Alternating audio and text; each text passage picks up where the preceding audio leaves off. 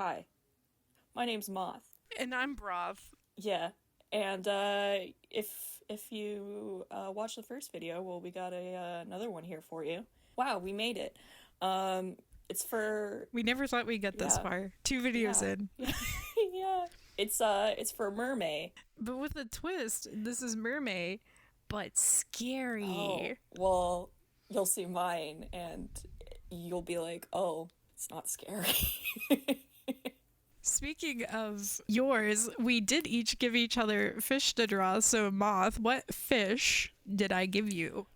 You gave me a wolf eel, which I was like, oh man, these sick ass fish got cool ass patterns. It's gonna be so fun.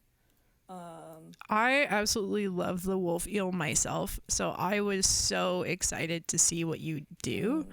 And I am so ready to see your speed paint. Well, I'm excited because what I gave you was a silly little guy who likes to hang out in the deep ocean or like even past the deep You ocean. did. It's called the gulper eel. You did give me the gulper eel, and that one was also a bit of a challenge. So let's start with yours in three, two, one. Yeah, so I was trying to figure out composition, I guess. Like, how does the body flow with, like, the tail? Because I have a tendency to make, like, I like making things long. So I was trying to, like, fix it, I guess. Yeah, so I'm trying to figure out body and stuff. How do arms work? Figured that out. Also realized that he didn't have a neck.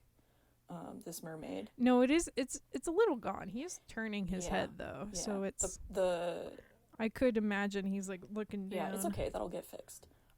Me trying to figure out That's good. how arms work and where to put these eels. Oh yeah, so the composition or like kind of like the thing that I had like or not really a reference, but I was looking at this painting of Endymion from the 1910s, sometime around there, and it was like it was a portrait of him as like a shepherd, because I was doing all these like Google videos, YouTube videos of like what of like the life of a wolf eel, and so it turns out wolf eels are just like from birth they don't have like the weight to stay down in the deep ocean or kind like survive down there, so they float up until they become like juveniles, Oh. at which point they can like go down and chill, have a family. Yeah, because they mainly eat mollusks, if I remember correctly, which is why they have such a crazy bite strength, Yeah. which is what they're known for. And what's funny about this is that I didn't want to draw a mermaid that looked like a Chad, because their jaws are crazy. They have such square and powerful jaws and like these crazy teeth, and I love the sort of feral look in the wolf eel's eye. So so that's why I went with like the shepherd, kind of like watching over them as they grow up before they. Yeah, I do like that gentler interpretation. I think it's really cute. I was they were like getting like pets and stuff. I was watching videos of people petting them. It was like, oh my chill. Gosh. No, oh, I'm so jealous. I've always wanted to like pet an eel. I've pet stingray. Wow. That was fun. Yeah. It was at an aquarium. I didn't find it like out in the wild crazy. On the street or anything. That's crazy. Yeah. Oh yeah, this is great. This is me going insane. So this is again. So okay. Yeah. I have to ask, is this like fins or is this like armor that you're like struggling with? It's part of his body, so I guess it would be kind of fins, like finish. Like how like the Zora have like right. Like a part of their body is kind of like these like epaulets or whatever. Okay, so you were like, that was sort of like where you're thinking in terms of the design for that. I like fish people. It's fun. They're the best monster in my opinion. Yeah, I too was like, oh boy, Mermay, time to draw my favorite things as well. Because I have very famously my own OC who I adore, Mern. Wow. That I like to draw. Yeah. She's also an eel. Oh, very cool. It is eels all the way down. Wow. So, yeah. Yeah. You, once again, you've I'm got going insane. the very delicate line there work we go. here. I fixed the neck. Yeah. Yay. We fixed the neck. It's time for me to go insane over the arms and the hands. It's so interesting to see like all the little finicky details that like 'cause you kind of get into, because like you're really you've said it in the first video, but you can say it again for your like thought process, but you get really into what you said was like the shape language of like what you're doing. No, what was that? That was the man. I got frustrated and I took pictures of my own hands for like a reference, which is fine.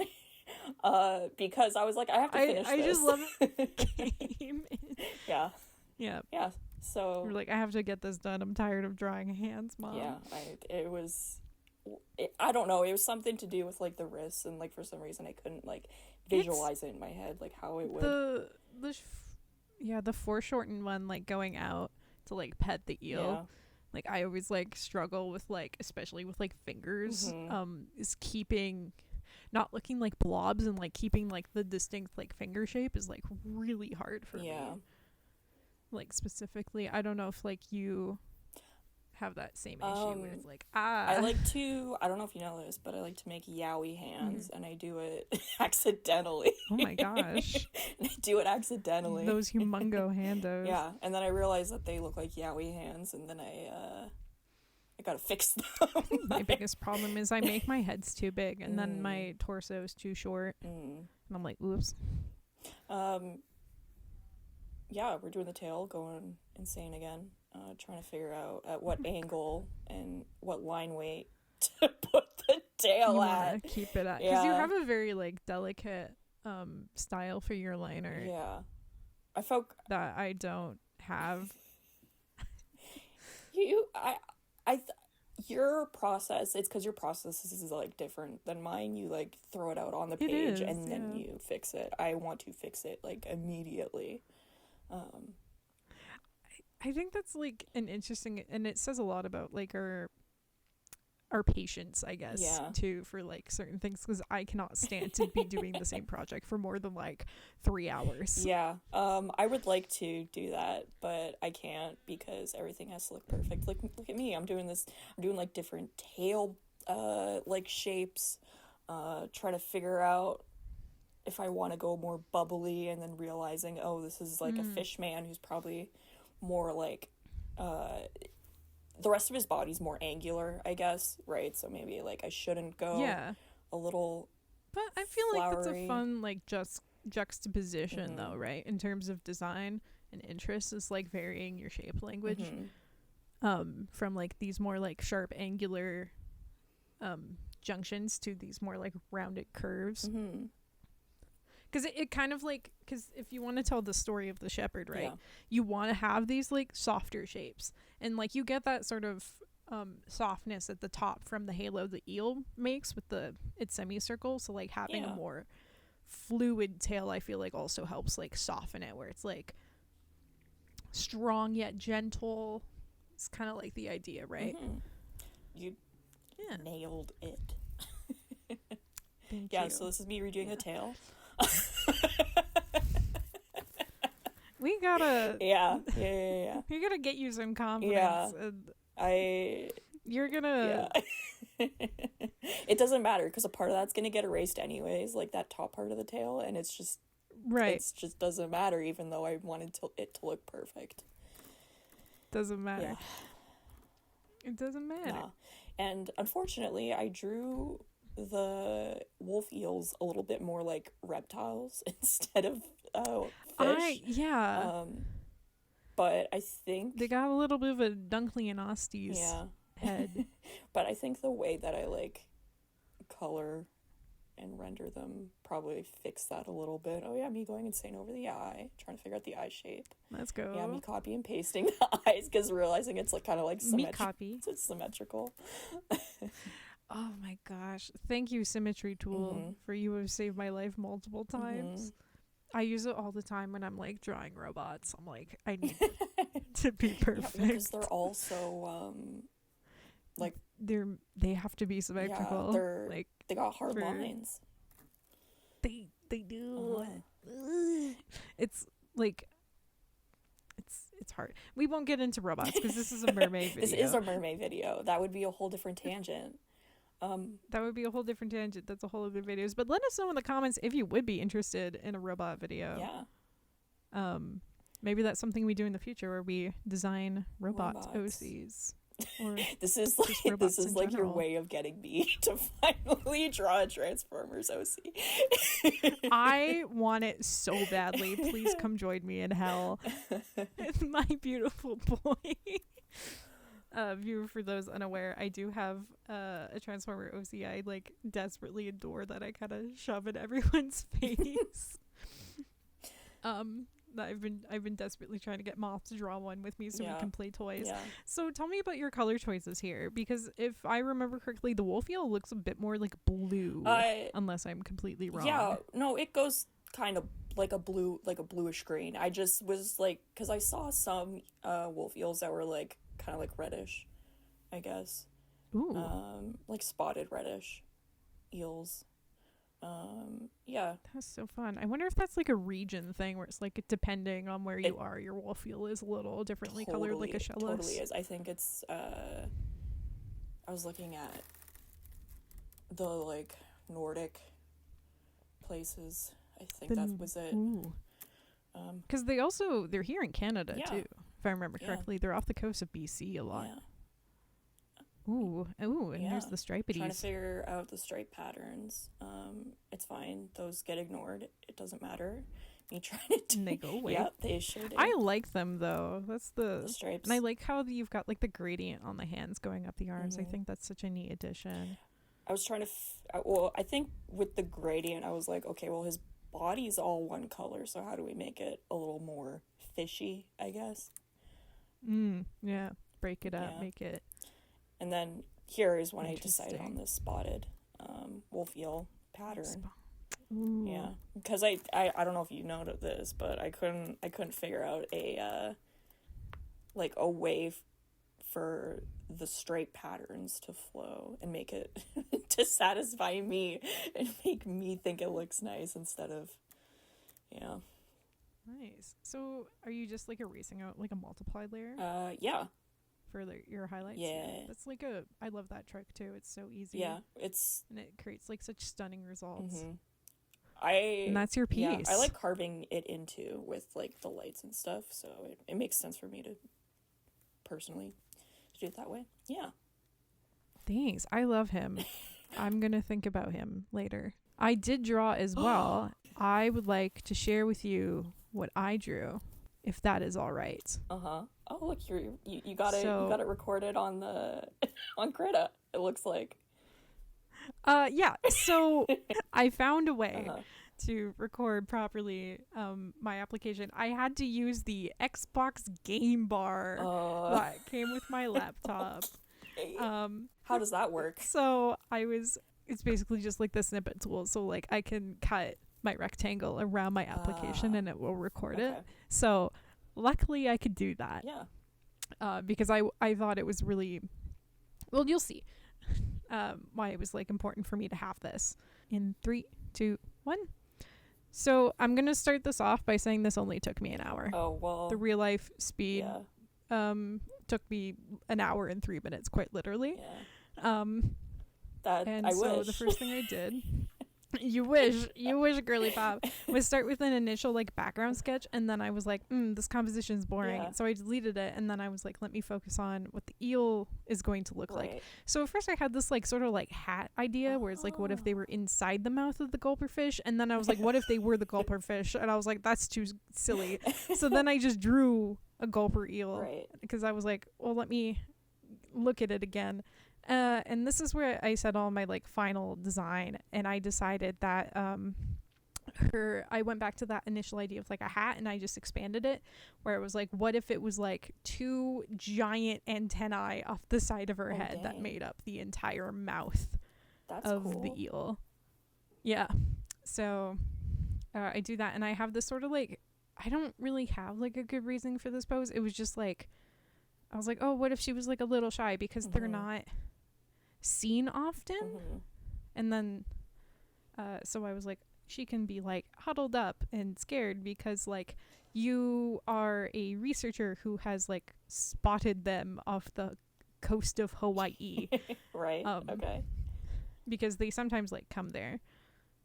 Oh my god, I love her to eyes. Like they're play in the thermal vents. So yeah, cute. I was like, they need to be huge because the I don't think the culprit eel has big eyes, but I was like, I want her eyes to be huge because I was still like trying to figure out how to make her like creepy.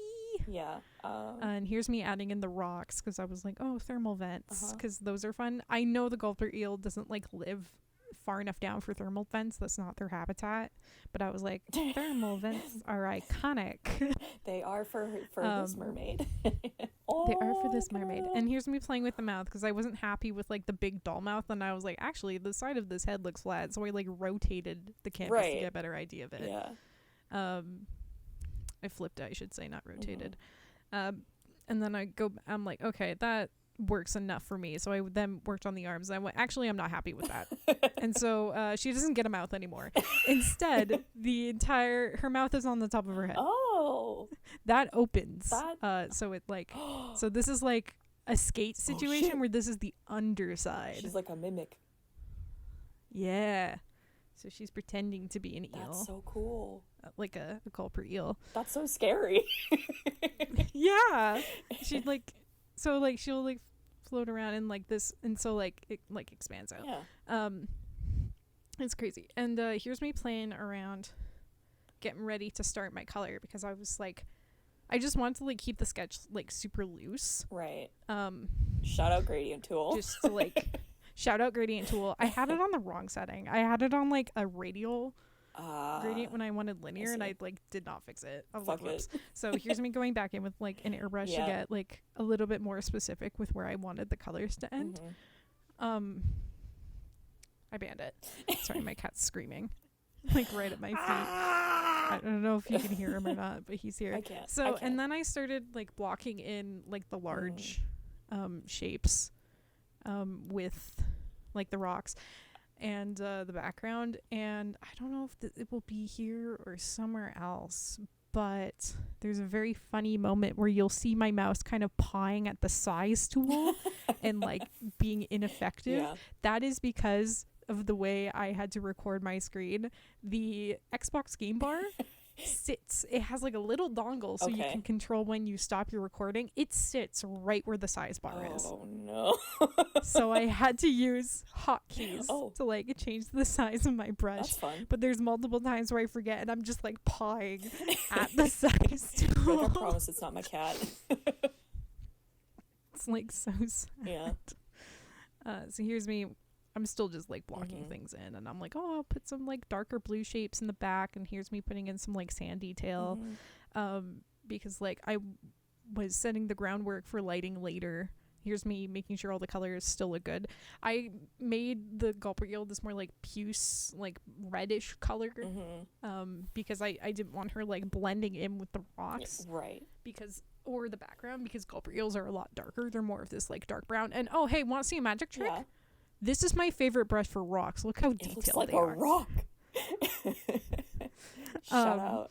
That's awesome that it does. Shout out to this brush. Yeah. It is amazing. It basically, the way it works is it directionally has like light and shadow.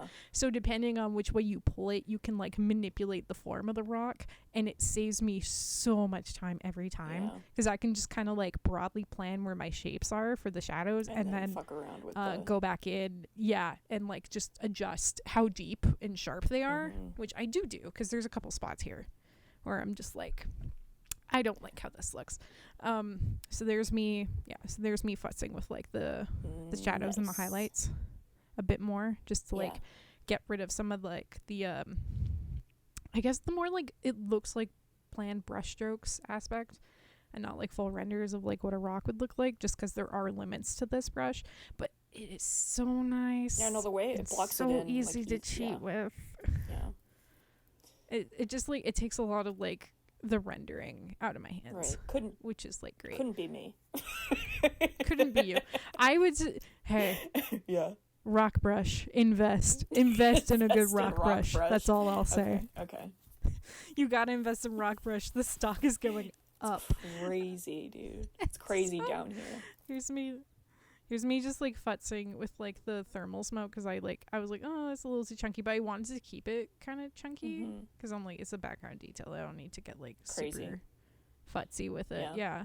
Because like you're not gonna pay my attention. logic was like, you're not gonna notice it once I put in like the lighting layers.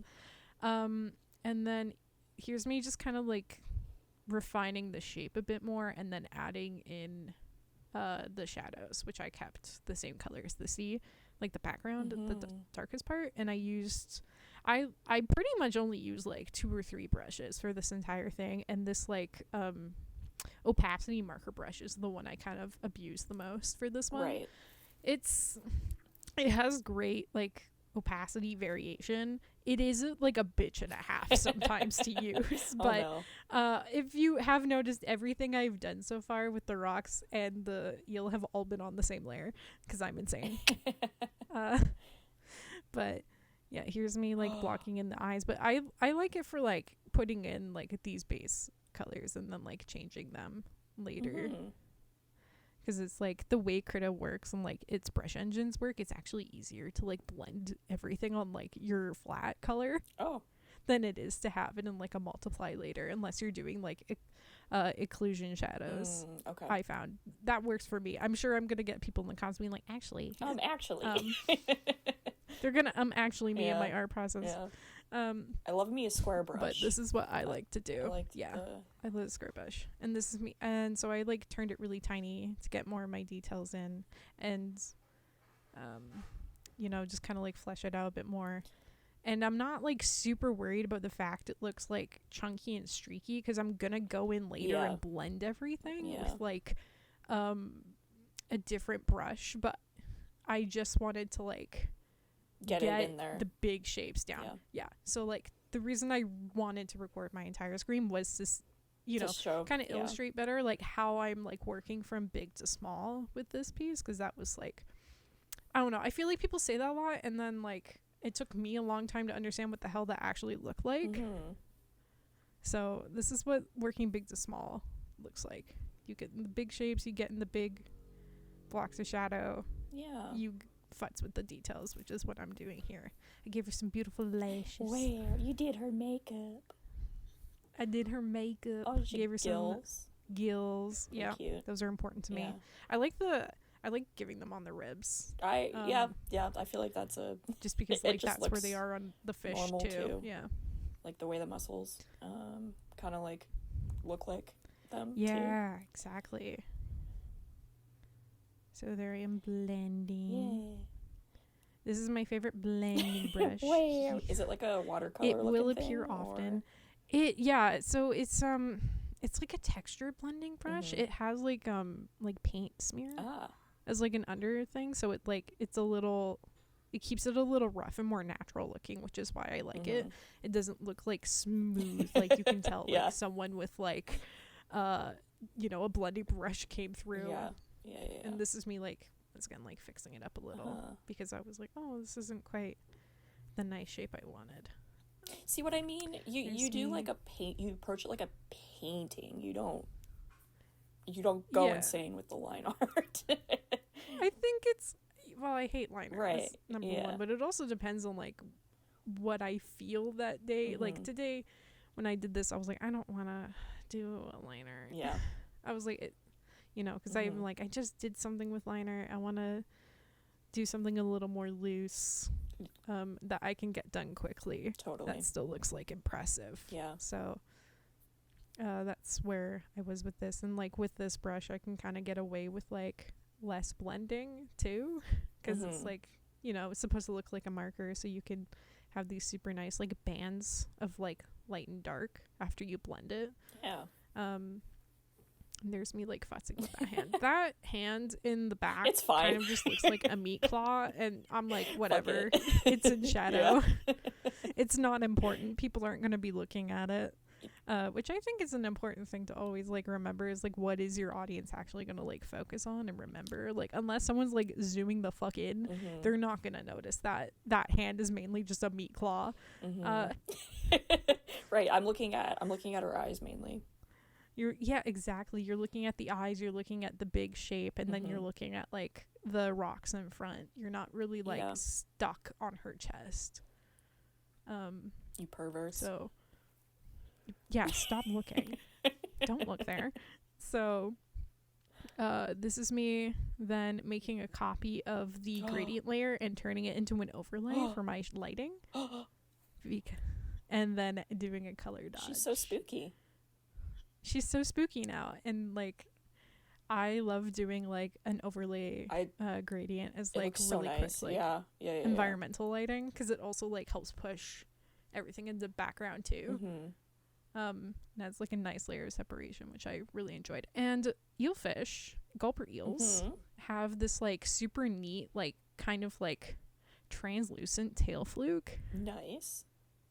And so that's I really wanted to incorporate that, and so I made it like with the color dodge layer. I love that. And then here's me adding in some more lighting, because I was like, those rocks are too bright. Right. They're taking away from her. She is the like, star, and she is the star. Like I have it very like beautifully funneled to open your eyes up to her and her big eyes. We kind of have similar tails with the way it like. Well, I guess we. The way it. That was good. Like eel tails, I guess. Yeah. Yeah. How we both approach them, and they're like kind of snaky. Yeah. But that's mine. Wow. What do you think? I love her. She's very cute. I like the kind of like the narrative that it has, the way like you're like a researcher like creeping up on her, trying to like being like and like study her. Oh my god. Figure out what she is, where she comes from. Well, that's the episode. Thank you so much for joining us. That was Mermay. And remember, if you like our content, to like and subscribe, leave a comment on our next videos, and we hope to see you soon. Yeah. It helps. All right. It helps. All right. Bye. Bye.